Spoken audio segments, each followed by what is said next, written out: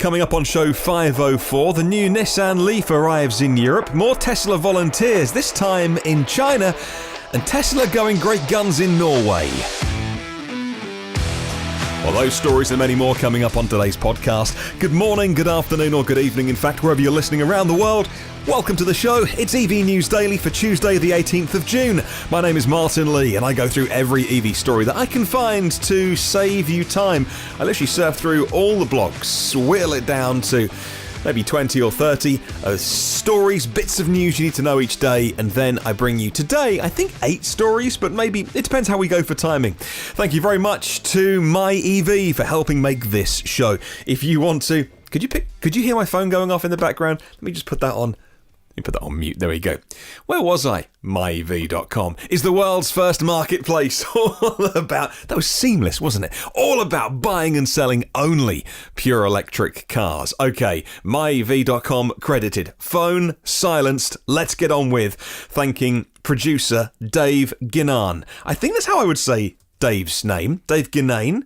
GINNANE is his surname. Never heard of that surname before. So Dave, either way, a new producer of the show, and thank you very much for supporting the podcast. Well, hello as well to Richard Graham, who listens to this show, and he says, what do you think about doing a Tesla Model 3 delivery day special?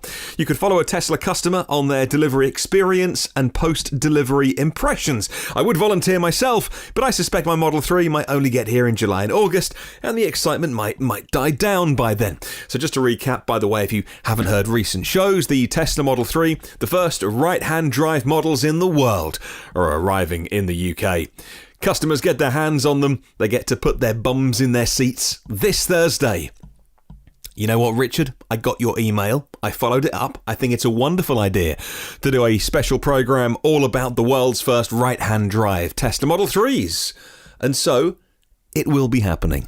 I'll be at somewhere called West Drayton on Thursday morning, talking to a variety of different people, getting their Model 3 keys, or I should say, just enabling Bluetooth on their phones, really, and then getting in their cars for the very first time. Richard, fabulous idea. Thank you so much for suggesting it. You see, that's how it's done. You can email me hello@evnewsdaily.com anytime you want to, with some comments or even suggestions for future programs like Richard, and if I possibly can, I'll make it happen.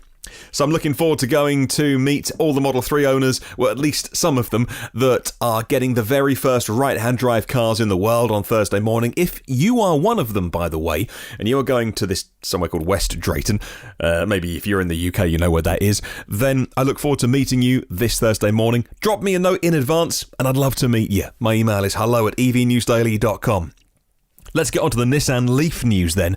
And the latest versions of the Nissan Leaf are now available for purchase in Europe. This includes the longer range, what's called Leaf E+, as well as the conventionally updated Leaf. First deliveries have already begun, says the industry website electrive.com. Well, the Leaf E Plus has had 8,000 orders since its reveal in January. It's got a 62 kilowatt hour battery. The battery's still made by Nissan's former battery company, which they sold, and then that all went wrong and they took it back and now they've sold it again. It's called AESC.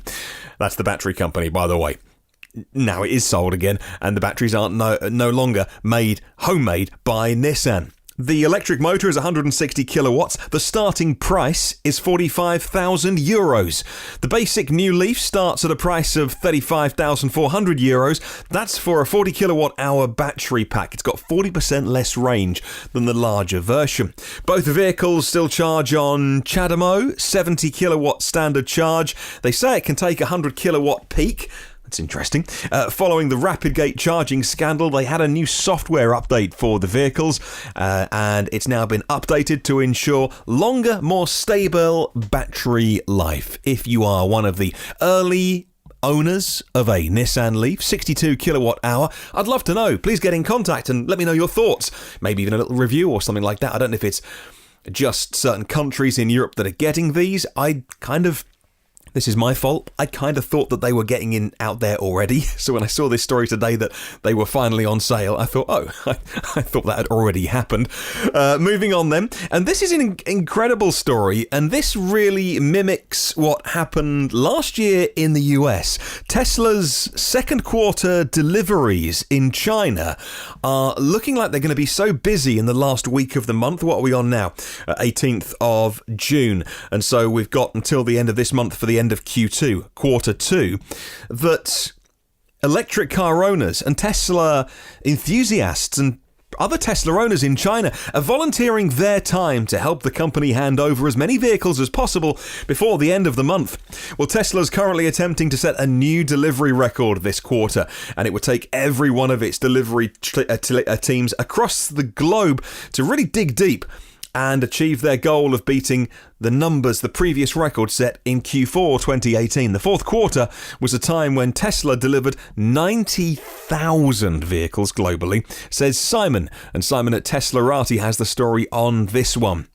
As could be seen in the efforts of Tesla owners in China, willingness to help a company like Tesla is not only true for electric car owners in the US, but all around the world. Even somewhere like China, where the Model 3 only went on sale earlier this year, owners are volunteering their time to help out the company. And how many companies do you know where people go out of their way because they believe in the mission, if I might put it like that? I guess this is Elon's master plan part deux. If you want, you can call this the Tesla cult, because I think it probably is. And I mean that in the way of a cult of Apple with the iPhone. Okay, we're going to come on to the iPhone comparison in a bit, actually. But I think that the cult of Tesla gets mentioned in such a derogatory way. And of course, the word cult has some pretty dark undertones as well, but really there aren't many companies where people really feel part of it. I mean, I guess if you're being generous, you'd call it the Tesla family, but it is amazing, isn't it? And I know why Tesla owners, Tesla fans do get sometimes a bad reputation through, many would say, no faults of their own.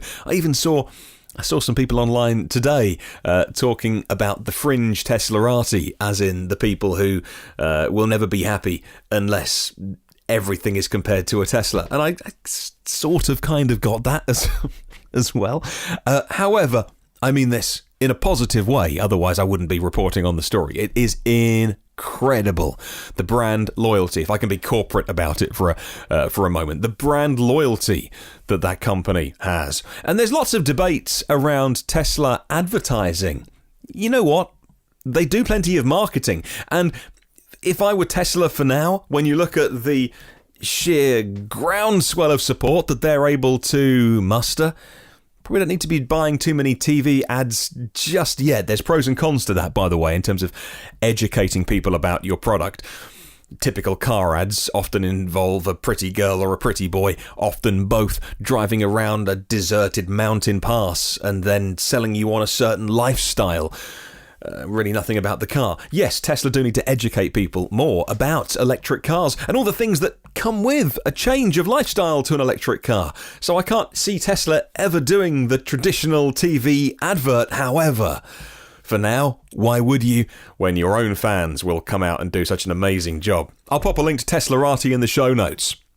Let's move on to Norway, the ultimate EV experience, if you like, if you ever get to go to Norway. I've been to Norway once, and I did a boat trip around Norway. We took in several different ports. Yes, the boat was running on diesel, probably even heavy diesel fuel as well. I'm not proud, but I did a tour of Norway last year, and every place I went to was just wall-to-wall EVs. God, you've got to see it to believe it. Norwegian Twitter user that goes by the name of Tesla Driver has tweeted an article from a daily Norwegian business paper called Finansavisen. It's behind a paywall, but the gist of the article is that it highlights bad news for companies that aren't electrifying, according to Clean Technica. Companies like Subaru, who've seen their sales go down 66% this year. Companies like Mazda, whose sales are down 45% over 3 years. Ford have seen a sales sales drop of 50% over the last 10 years. And in case you missed it, they were reporting on layoffs at a leading Mercedes dealer due to its lack of competitive products, according to Clean Technica. Automakers and dealers that are slow to electrify in Norway are very clearly suffering. Toyota and Hyundai have stopped selling hydrogen cars altogether in Norway. The manufacturers have been forced to get loaner cars to the handful of people, the few people, that had purchased hydrogen cars, since all the hydrogen fuel stations are closed anyway. The government are in the middle of a big investigation about how this explosion at the hydrogen filling station actually happened. And goodness me, touch wood, were we lucky that there weren't more serious injuries. In fact, the injuries weren't from people who were filling up with hydrogen. That would have been an unthinkable circumstance if the worst had happened. No, the people that had to go to hospital were those just driving in the vicinity, and the explosion was so large it set their airbags off. One of those was a Tesla Model X. I guess you could see some sort of dark humour in that if you really wanted to. I'll put a link to Clean Technica in the show notes, and you can read more about the companies that are slow to electrify are just dying out. Let's move on to Germany. And Germany's going to support 3 company alliances with earmarked funds of €1 billion for the domestic production of battery cells in an effort to reduce car makers' dependence on Asian suppliers. The Economy Minister, Peter Altmaier, has been telling Reuters, and I found this article on Reuters UK today, among the more than 30 companies that applied for state funding at the German Economy Ministry, car makers like Volkswagen and VW and BMW, as well as the German maker Varta. They make batteries. Swedish battery maker Northvolt. France and Germany have already asked the European Commission to approve state subsidies for a cross-border battery cell consortium that includes the car maker PSA. They make Peugeot and Citroën. Its German subsidiary Opel, and the French battery maker Saft.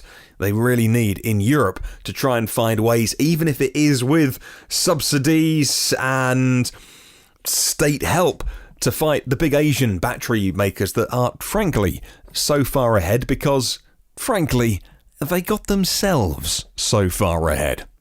I'll pop a link to the article for Reuters in the show notes. Let's talk the Mini Cooper, the Mini Cooper E, or the Mini Cooper SE, as I think it's going to be called. Although we've pretty much seen the production spec of the 2020 model year Mini Cooper all-electric car, we've been in the dark so far about its specs and its price and when we'll get it. Now the company says we will get all the details we need on July the 9th. Great news if you are looking at that car as a potential. Maybe looking at that, or maybe the Honda E, which is also a very, very nice small city car. A few weeks away we get the details, says Joel at Autoblog. Most anxious for confirmation of the performance in the prototype drive that Autoblog took. The motor, they found out, was based on the BMW i3S. My dad has one of those in his garage at the moment. He hasn't bought one, don't worry. It's a loaner, because his i3 is back in the garage at the minute. And so the i3S with the flared wheel arches and the big sticky tyres is in Dad's garage at the minute. That's the technology on which the Mini Cooper is based. So it should make about 181 horsepower, 8 shy of a gas-powered Mini Cooper S. But the range estimates on the prototype drive, this wasn't the finished article by any means, but it was 120 miles. And when you compare that to the Honda E, another gorgeous car that's not going to be cheap, 125 miles. Both of those are not going to be setting any range records, at least for the price that you'll be paying for a Mini Cooper SE, at least for a Honda E. You put that up against other small cars that, might not be as high quality. The new Renault Zoe that we were talking about on yesterday's show, the new Peugeot E208, the new Vauxhall Corsa E, some would say not in the same, even in the same segment. Small cars, but these are all small city cars and suiting European roads.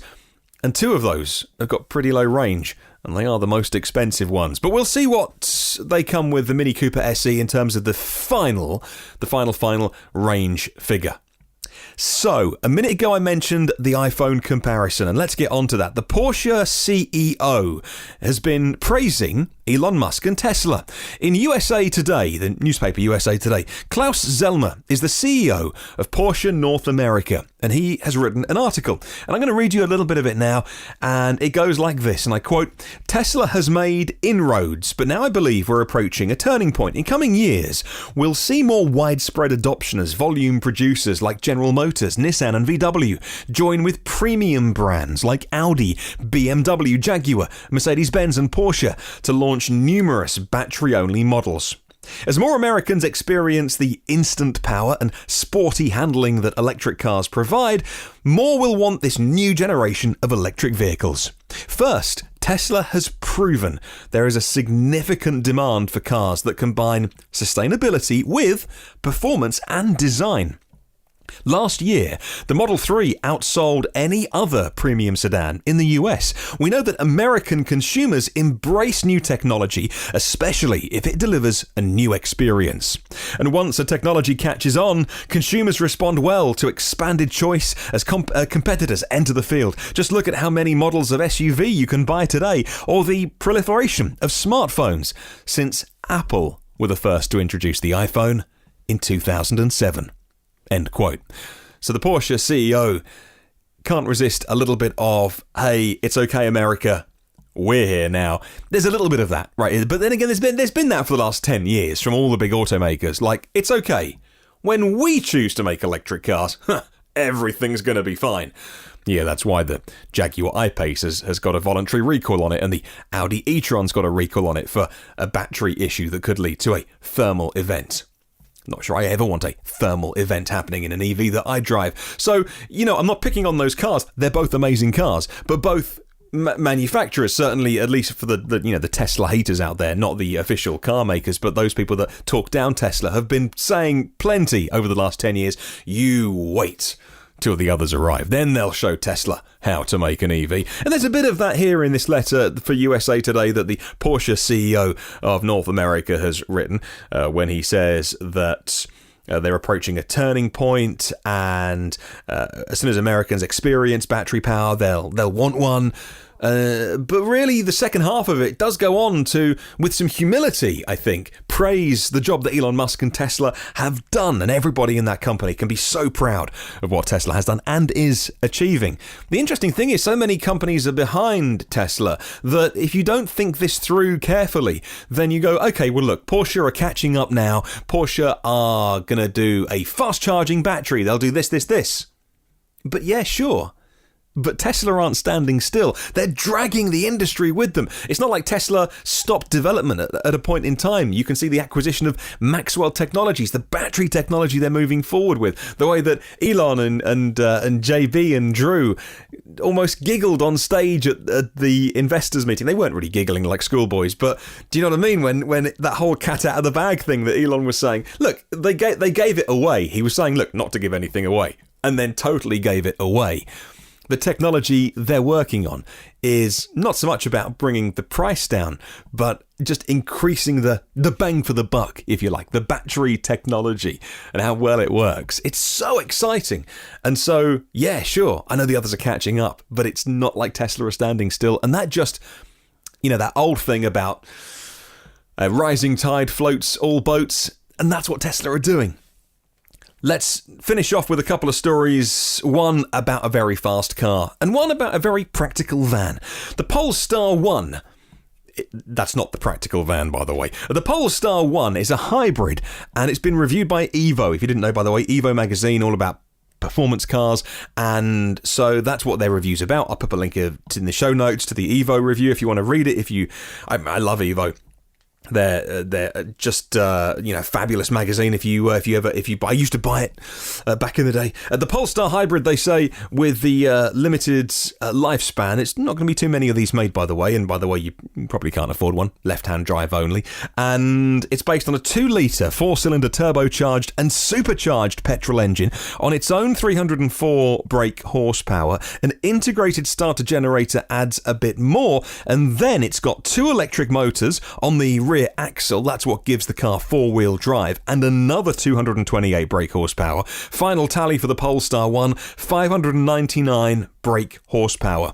Evo loved the way that it runs in different modes, like pure electric, a hybrid setting where the car just manages it, and a performance setting that uses all available power at all of the time.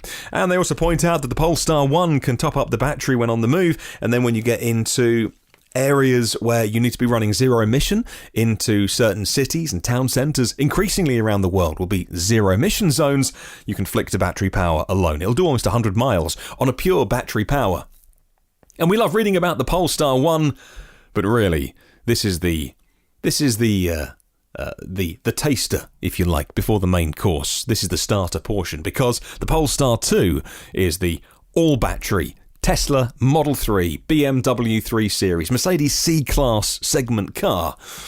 The Polestar think they've got a real hit on their hands with that.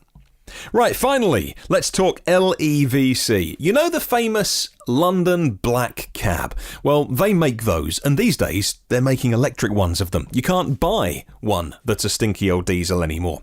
LEVC's new commercial vehicle isn't a London black cab, but it is based on the chassis and it's based on the same design. It's a zero emissions light van, and it draws on 70 years of knowledge from LEVC based on the same car as the E-City.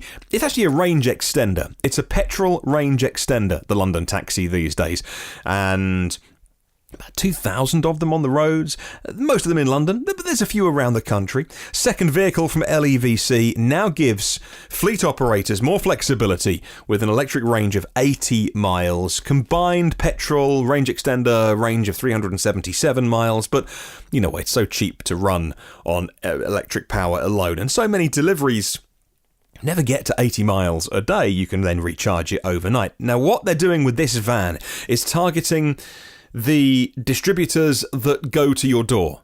And so I'm going to call them the Amazon deliveries. Because, yes, there are other delivery companies out there, but it's the ones that will bring your parcels to your door. The sheer witchcraft that is Amazon deliveries. The other week I ordered something on Saturday night. About, I don't know, it wasn't late, 7 or 8 o'clock on Saturday night. And then on Sunday morning, at my door, Amazon are there. And I don't live in a big city. I live out by the coast, 2 hours outside of London. Like I say, it's all witchcraft. How do they do it? Jeff Bezos, you crazy genius. Thank you for my parcel, by the way, first thing on a Sunday morning. Well, these vehicles from LEVC will be collecting goods outside of major cities, taking them direct to the door. Range extender mode might be used for part of the journey, but if they're anywhere in a built-up area, of course, EV mode would be used. Currently a sector of the market dominated by 1-ton diesel vans. Let's get those electrified as soon as possible. That's your news for today. Here's your question of the week. Please do answer this if you have an opinion. Thanks to myev.com for setting it. What do you think? I'll read out your answers on Sunday. What's the best way to spread the word about EVs? Let me know. Comments on Facebook and YouTube. Email hello@evnewsdaily.com. What's the best way to spread the word about EVs? Well, thank you to 223 patrons of the podcast for keeping us going. You can check out patreon.com/evnewsdaily. The Clean Air Day is going to be on Thursday. No coincidence, that's the day the Model 3 handover day. First right-hand drive versions in the world. Clean Air Day will also be marked by one of the podcast supporters. They're called Try EV, and they are getting involved on Thursday. I'll give you the details on tomorrow's podcast. In the meantime, you can get all of the previous podcasts online if you want to for free, and all the new ones, get them first and free and automatically by hitting subscribe on your podcast app on YouTube. Please share this podcast with anybody. Please bung it on an email to friends, work colleagues if they're into EVs, they want to learn more about them. Please bung it on a forum or a discussion place. You know what, I'm just desperate for this podcast to grow, for more people to drive clean miles. So please share this if you possibly can. I know, I'm resorting to begging. If you want to come and say hi on the socials, please search EV News Daily. In the meantime, have a wonderful day. I'll catch you tomorrow, and remember, there is no such thing as a self-charging hybrid.